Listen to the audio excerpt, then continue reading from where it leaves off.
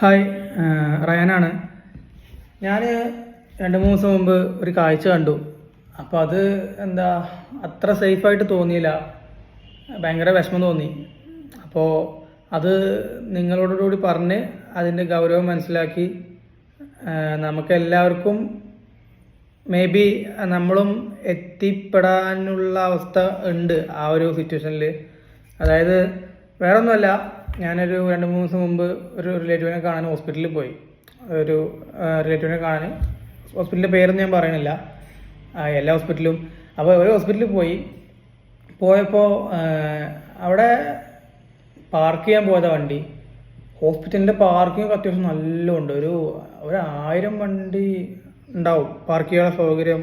എന്തായാലും 500-ന് മുകളിൽ വണ്ടി പാർക്ക് ചെയ്യും. അതൊക്കെ ഫുള്ളാണ്. അതായത് ഫുള്ള് പറഞ്ഞാൽ ഞാൻ പാർക്കിംഗ് ഇല്ലാത്ത പ്രശ്നമല്ല പറയണത്. ഈ ഹോസ്പിറ്റലിൻ്റെ പാർക്കിംഗ് ഫുള്ളാവാതിൻ്റെ അർത്ഥം എന്താണ്? അത്രയും രോഗികൾ ആ ഹോസ്പിറ്റലുണ്ട്. അത്രയും രോഗികൾ ആ ഹോസ്പിറ്റലിൽ ഉണ്ടെന്ന് വെച്ചാൽ എന്താ പറയുക, നമ്മൾ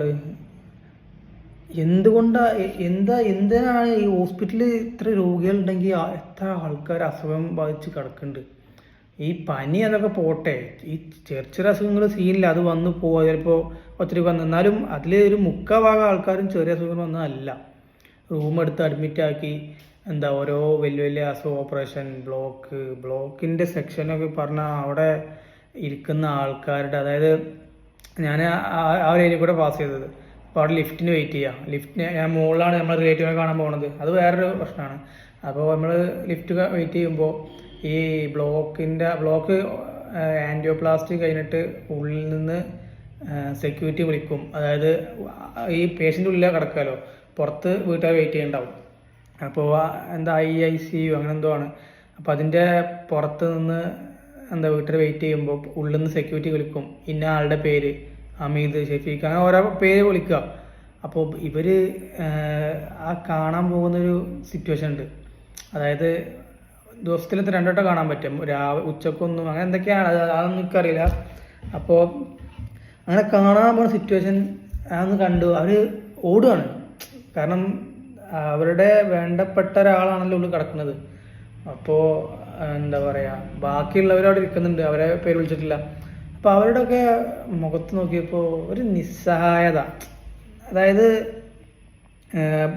ബ്ലോക്കിൻ്റെ സെക്ഷൻ, ഇനി വേറെയും കണ്ടമാന സെക്ഷൻ ഉണ്ട്, ക്യാൻസറിൻ്റെ ഏരിയ, അതേപോലെ ഓപ്പറേഷൻ തിയേറ്റർ, ഒരുപാട് പ്രശ്നങ്ങളിലൂടെ കടന്നു പോകുന്ന ആൾക്കാരെ നമുക്ക് ഹോസ്പിറ്റലിൽ പോയാൽ കാണാം.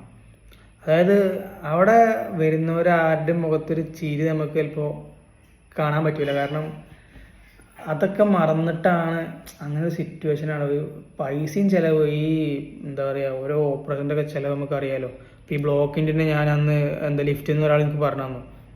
അവിടെ അതായത് വെറുതെ പരിചയപ്പെട്ടത്, ആൾക്കാർ ഇൻവെസ്റ്റ്മെൻ്റ് ആയിട്ട് എന്നോട് പറയാണ്, ഇങ്ങനെ 2 ബ്ലോക്ക് ഉണ്ട്, അപ്പോൾ ചെയ്യാൻ ഇത്ര സ്റ്റഡോ അങ്ങനെ എന്തോ ഇടണം പറഞ്ഞു. അപ്പോൾ എത്ര 160, ഒരു സ്റ്റഡിന് 85,000 റേഞ്ച് വരും. ഒരു സ്റ്റഡ് പറഞ്ഞാൽ എത്ര ഉള്ളു ഇത്ര സംഭവം, ഒരു നമ്മൾ ഞരമ്പിൻ്റെ ഉള്ളിൽ ഇടുന്ന ഒരു പൈപ്പാണ്.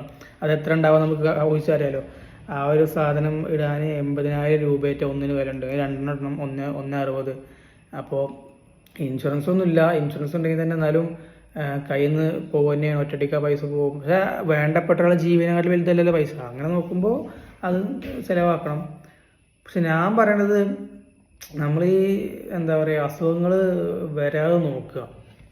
നിങ്ങൾ മാക്സിമം, അതായത് പറ്റുന്ന പോലെ ഭക്ഷണത്തിൽ നിന്നാണല്ലോ കൂടുതലും ഭക്ഷണം. അതേപോലെ ടെൻഷൻ, പിന്നെ പ്രശ്നങ്ങൾ വരുമ്പോൾ ആൾക്കാർക്ക് ഉണ്ടാവും, അത് പറഞ്ഞിട്ട് കാര്യമില്ല. ടെൻഷൻ വരുമ്പോഴും ബ്ലോക്ക് വരും പറയുന്നുണ്ട്.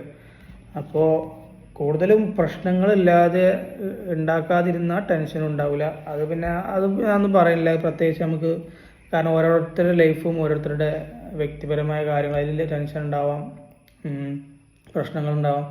അത് ഭക്ഷണം, നമ്മൾ ഈ പുറത്തുനിന്നുള്ള ഭക്ഷണം കഴിക്കുന്നത് അത്ര നല്ലതല്ലാതാണ്. ഞാനും കഴിക്കാറുണ്ട്. ഞാനും മാസത്തിൽ 1 വട്ടം ഹോട്ടലിൽ കഴിക്കാറുണ്ട്, പാർസൽ കൊണ്ടുവരാറുണ്ട്, മറ്റേ ബേക്കറി വാങ്ങിക്കൊണ്ടാണ്ട് ഒക്കെ ശരിയാണ്. പക്ഷെ അതൊക്കെ എപ്പോഴെങ്കിലും ആകുമ്പോൾ ഓക്കെ. പക്ഷെ ഞാൻ എൻ്റെ ഒരു ഫ്രണ്ട്ഷിപ്പ് റൗണ്ടിൽ തന്നെ കണ്ടിട്ടുണ്ട് ഒരുപാട് പേര് ഡെയിലി ഫുഡ് പുറത്തുനിന്നാണ്. ഈ പൊറോട്ട, മന്തി, അതേപോലെ നെയ്ച്ചോറും ചിക്കൻ പീസും, അങ്ങനെ മധുവത്ത്, അങ്ങനെ ഒരുപാട് ഈ മസാല ഷവായ, ഷവർമ, അങ്ങനെ തിന്ന് പൈസ അവർക്കുണ്ടെങ്കിൽ ഒക്കെ കുഴപ്പമില്ല, അവരുടെ പൈസ എന്തോ ചെയ്തോട്ടെ. പക്ഷേ ഈ ഭക്ഷണം പുറത്തുനിന്ന് കഴിക്കുക എന്നുള്ളത് വലിയ ഡേഞ്ചർ ആയിട്ടുള്ള കാര്യമാണ്. കാരണം നമുക്ക്, ഞാൻ പറഞ്ഞില്ല, ഇങ്ങനെ അസുഖങ്ങൾ വന്നാൽ പിന്നെ ഒന്നും കഴിക്കാനും പറ്റില്ല. അപ്പോൾ ഈ ബ്ലോക്ക് വന്ന ആളുടെ ആ ഒരു ലിഫ്റ്റിൽ ഞങ്ങൾ, അതായത് എനിക്ക് 6ാം നിലയൊക്കെ പോകുന്നുണ്ട്. അപ്പോൾ അങ്ങനെ നിർത്തി പോവല്ലേ, ഇയാളിങ്ങനെ പറയണം എന്നോട്. അപ്പോൾ അതായത് പിന്നിപ്പോൾ ഇയാൾക്ക് ഒന്നും കഴിക്കാൻ പറ്റില്ല അത്രേ. അതായത് എണ്ണമേക്കുകൾ കഴിക്കാൻ പറ്റില്ല കുറച്ച് കാലത്തിന്. അത് കഴിഞ്ഞിട്ടും കഴിച്ചാൽ പിന്നെയും വരുന്ന പറയണത്. അപ്പോൾ കഴിക്കാൻ പറ്റൂല, കുറേ കൺട്രോൾ ഉണ്ട്, ഭക്ഷണം ഒരു ലിസ്റ്റ് ഉണ്ട്, അത് മാത്രമേ കഴിക്കാൻ പറ്റുള്ളൂ. അപ്പോൾ പിന്നെ ഒരുപാട് പേര് പറയുന്നുണ്ട് ഇങ്ങനെ കഴിക്കാൻ പറ്റുന്ന കാലത്ത് കഴിച്ചോ, കുറച്ച് കഴിഞ്ഞാൽ മൂഞ്ചും, ഒന്നും കഴിക്കാൻ പറ്റില്ല. അതും ശരിയാണ്. പക്ഷേ എല്ലാത്തിനും ഒരു ലിമിറ്റ് വെക്കുക. അതായിരിക്കും നിങ്ങൾക്ക് എല്ലാവർക്കും ഞാനും വെക്കണം. ഞാനും ഇപ്പോൾ ഈ പറയണ ഞാനടക്കം ഹോട്ടൽ ഫുഡും ബേക്കറി ഐറ്റംസും ഒക്കെ തിന്നാറുണ്ട്. പക്ഷേ ഇനി കുറക്കണം, ലിമിറ്റ് വെക്കണം. അതിൽ ഒരു ഇത് കാണണം, അല്ലാതെ ശരിയാവില്ല. കാരണം നമ്മൾ നമുക്കൊന്നും നമ്മളെ ലൈഫൊന്നും ഇവിടെ എത്തിയിട്ടില്ലല്ലോ. ആകെ എത്ര ഇനി ഉണ്ടല്ലോ, കുറേ കാലം കിടക്കണു. താൻ പാതി ദൈവം പാതി, അങ്ങനെയല്ലേ. അപ്പോൾ പറ്റുന്നതും നിങ്ങൾ കൺട്രോൾ ചെയ്യുക. ഭക്ഷണമാണ്.